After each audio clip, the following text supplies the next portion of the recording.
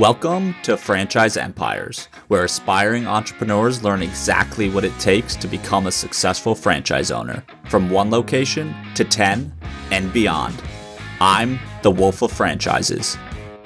Hey everyone, it's the Wolf. Today on the show, it is just me. I am doing a monologue and I have 10 juicy stats in the franchise industry. This might not be as entertaining as an interview with a storied guest or anything like that. However, I promise you, whether you're a franchise buyer, a franchisor, if you work in the franchise industry, this is an interesting episode for you to listen to and important, especially for franchise buyers and I think franchisors, as we get into some of the nitty gritty of typical opening rates of franchises, how many brands are actually sharing financials, number of operating franchises, and so on. So this is a really important episode if you're serious about buying franchises or, again, within the franchise industry and looking to grow. So yeah, hope you enjoy and let's get right to it. The Wolf of Franchises is the CEO of Wolfpack Franchising, as well as a creator at Workweek Media. All opinions expressed by the Wolf and podcast guests are solely their own opinions and do not reflect the opinion of Wolfpack Franchising or Workweek.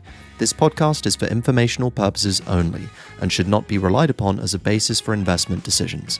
The Wolf, Workweek, and Wolfpack Franchising may maintain positions in the franchises discussed on this podcast.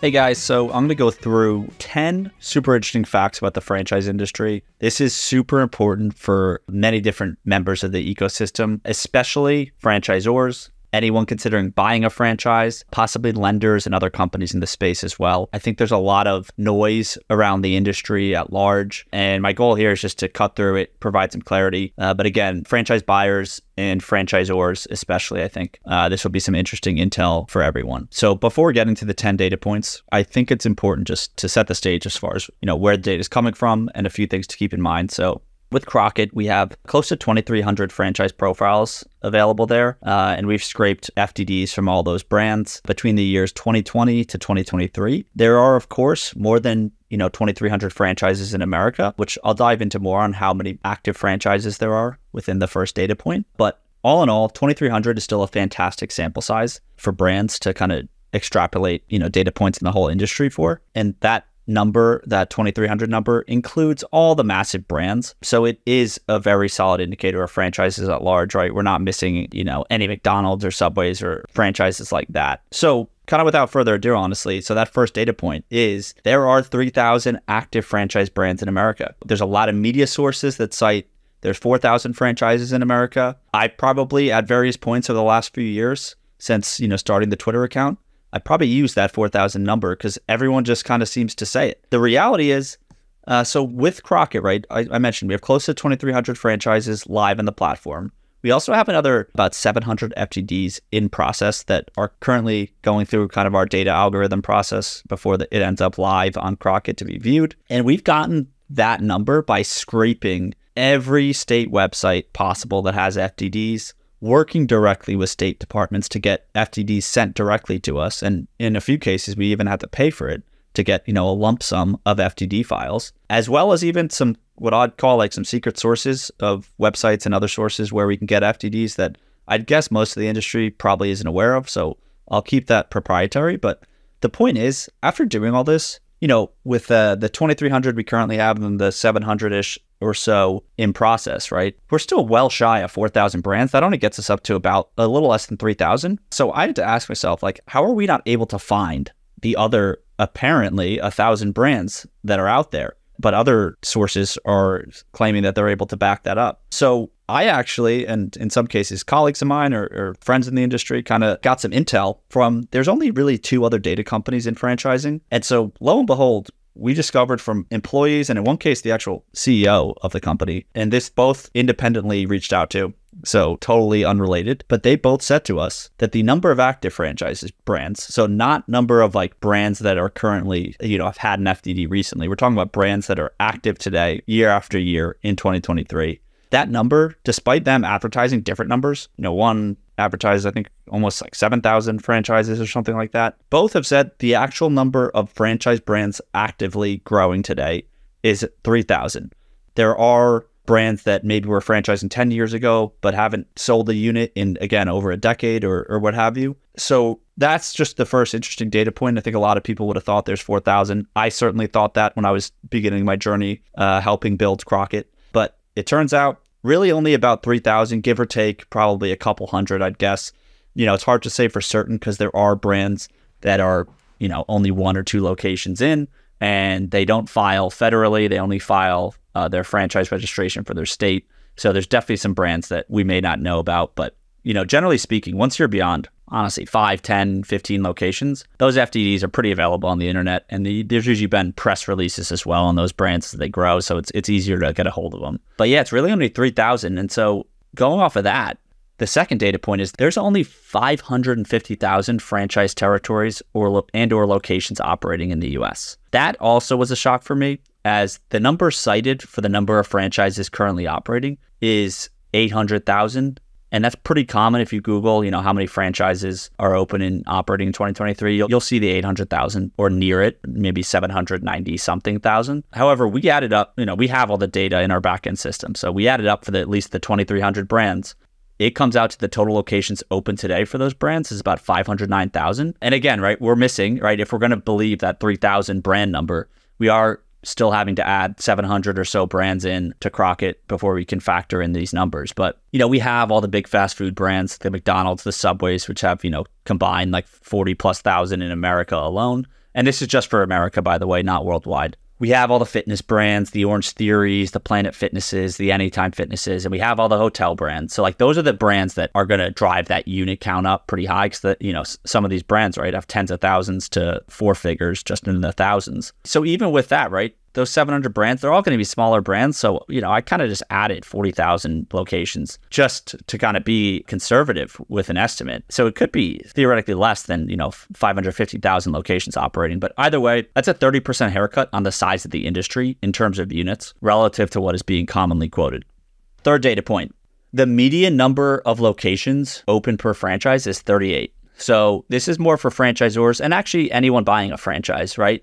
Because the reality here is that franchise expansion is incredibly difficult, right? A lot of people look at McDonald's or, again, Planet Fitness, some of these bigger franchise brands. But the typical franchise only has 38 locations open, right? And the average units open is 222. But that is why I actually prefer the median for this statistic because, those bigger brands really drive that average up. So it's a bit deceptive. And, so those massive brands, they're the exception, not the rule. And so a lot of folks in the industry may talk about how many units are being sold, but units sold doesn't matter. If it's how many are you getting open? And I know I'm a broken record with talking about Crumble Cookies, but the reality is they have 900 plus locations open in just 6 years. And so they deserve a lot of the recognition they get because, again, the numbers don't lie. The majority of franchises can't handle that growth. And this kind of goes right into data point number 4, which is the median unit growth per franchise per year is just 2 to 4 locations, right? So most franchises are only opening 2 to 4 units a year. And the caveat here is that only factors in annual location growth data since 2019. So perhaps prior to 2019, that growth per unit per year was higher, but I doubt it was couldn't have been too much higher. I don't think anything's changed that drastically over the last decades that would, increase that opening rate. But yeah, overall, look, it's difficult to get franchisees locations, to get them open, to get them onboarded. And that's kind of reflected here in this stat. So if you see a brand that has, is advertising hundreds of units sold, there's statistically speaking, a very high chance that they're not going to open that many of them. It's going to take a long time to open all the units they have sold. There are obviously outliers. Like I said, Crumble Cookies, Orange Theory, Club Pilates, there's a lot of brands that have grown quite a bit in 5 to 10 year time frame, but it's few and far between.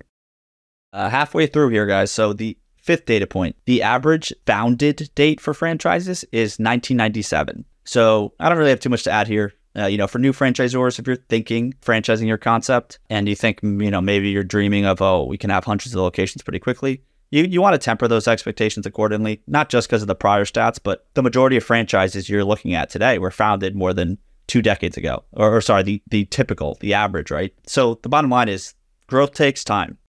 And so data point number 6, the average franchising date is 2007. So, given the previous stat, The typical franchise has corporate locations for about a decade before they decide to franchise the business. I personally don't think that should be a rule or anything, but felt it was an interesting stat to put out there. Data point number 7.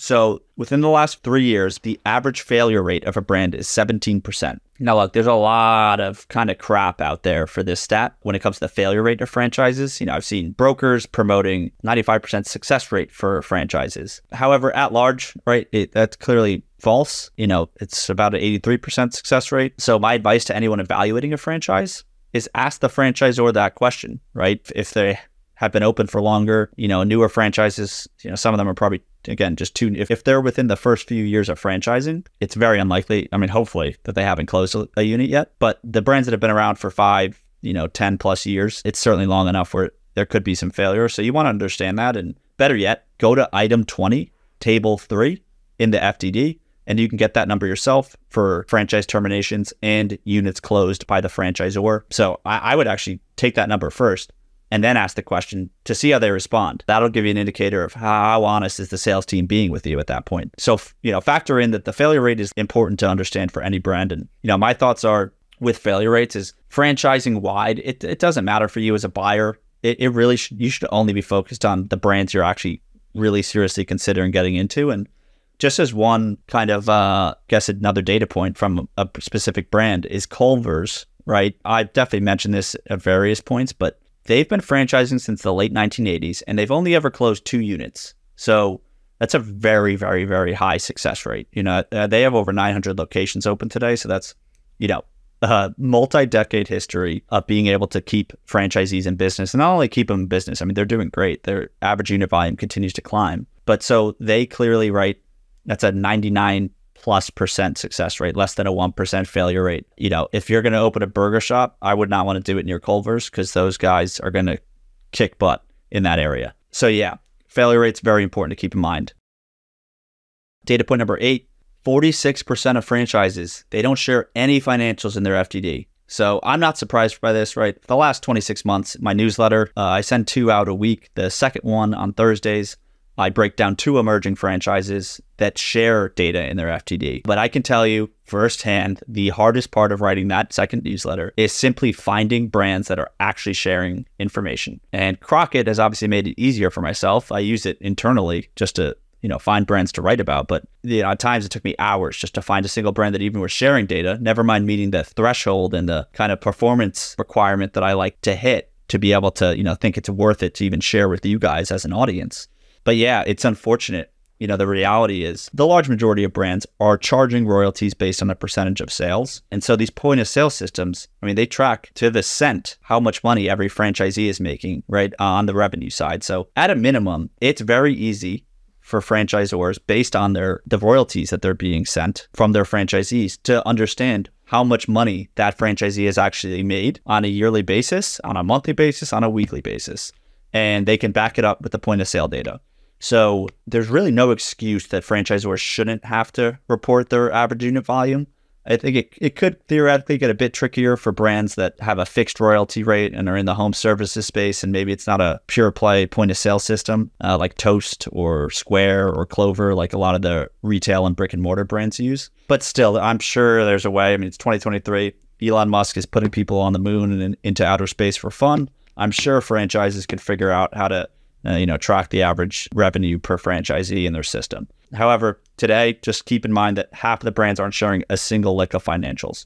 Data point number 9, only 11% of franchises share profitability metrics in their FDD. So kudos to those brands that are, and that's why you're always getting coverage in my newsletter. I am a big fan of transparency for franchise buyers. I think it would, if there was more disclosure requirements, the transparent and higher performing brands would naturally get more exposure because it would just be blatantly obvious which brands are actually performing the best at large. Hopefully the FTC steps in at some point and requires a little bit more disclosure, but I'll stop harping on that for now. But that just relates again back to the last data point. Most brands aren't sharing data. Only about 10, 11% are sharing profitability metrics. Obviously, during your franchise due diligence process, you can always talk to franchisees and they're able to share anything with you. They could share full P&Ls, income statements, etc., from their QuickBooks or whatever their accounting software is. They don't have the same regulatory requirements as a salesperson at the franchisor does. even for brands that don't share financials in the FDD, it's not like you're stuck and will never be able to understand the potential money you can make before buying the franchise. You can always get it from the franchisees. It just requires a bit of tact during the conversation. It can be a bit awkward to just say, hey, you invested, 700 grand. How much money have you made so far? Right. It's a bit of a touchy subject, but, I think there's certainly franchisees who are more than happy to share, how they're doing. One of my buddies used to say that whenever he looks at a franchise, he finds the owners that are in the New York or New Jersey or Pennsylvania, Philadelphia area, and he calls those ones first because he says Northeasterners, will tell you how it is right away. They don't hold back. So keep that in mind. It's kind of a funny strategy, but I actually agree with it. Being a native New Jersey person who's lived in California and Texas, they are definitely more direct here in the Northeast. Anyway, moving on. Last data point. The average number of units signed for but not opened is 19 for a franchise. Said differently, if that was confusing, your typical franchise will have 19 units signed for and quote unquote in development, meaning existing franchise owners are contractually signed to open more units. And this data point, maybe more interesting for franchisors and franchise sales organizations. I would have thought it was higher. There's some franchise sales organizations that, sell a minimum of 50 units a year per brand they work with, which is not an easy thing to do. Again, I think that metric is overly focused on, as I've said before on this show already. But yeah, I guess franchise wide, right? Most brands are probably just doing development internally. So it doesn't surprise me after kind of reconsidering that fact that perhaps, the number is lower for a reason. But again, I would not get fooled by the units sold metric. I mean, I've spoken with brands that quite literally have over 100 units sold and then the next year opened less than 5 locations. It is incredibly difficult to get units open. There's so many factors between real estate and the onboarding process, the franchisor. Yeah, there's a lot that goes into it. Again, credit to the brands that aren't just selling units, they're actually getting them open and they're maintaining profitable economics along the way. I mean, that's the whole name of the game for franchises, folks. So yeah, these are 10 stats in the industry. I thought it would be interesting to share, do a little bit of a different episode relative to the typical interviews I've been conducting. If there's any questions, any feedback, give me a shout on Twitter. Hopefully this was helpful for everyone who listened. And yeah, we'll be back again next week.